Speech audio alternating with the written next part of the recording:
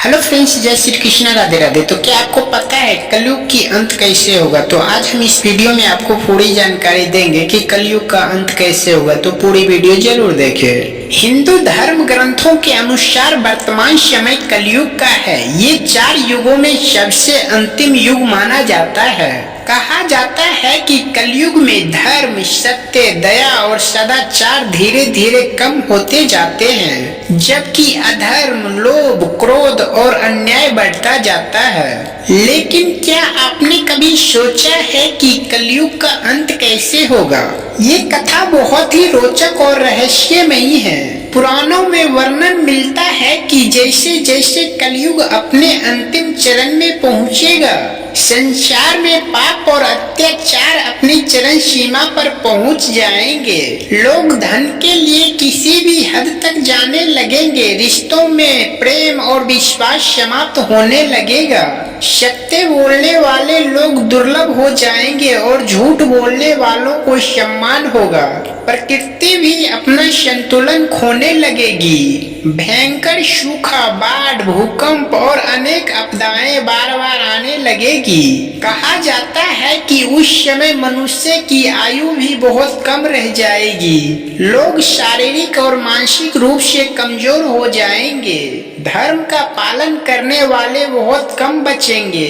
जब पृथ्वी पर अधर्म अपनी सीमा पार कर देगा और सज्जन लोगों का जीवन कठिन हो जाएगा, तब भगवान विष्णु अपना अंतिम अवतार धारण करेंगे। ये अवतार कल्कि के रूप में होगा। पुराणों के अनुसार कल्कि भगवान का जन्म शंबल ग्राम में होगा।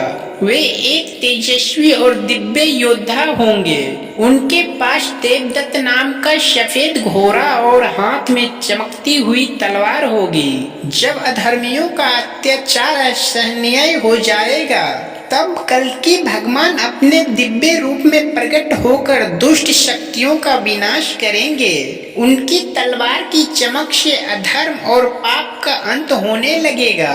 वे उन लोगों को दंड देंगे जो निर्दोषों पर अत्याचार करते हैं और धर्म का अपमान करते हैं। कहा जाता है कि इस महान परिवर्तन के बाद पृथ्वी पर फिर से शांति और धर्म की स्थापना होगी।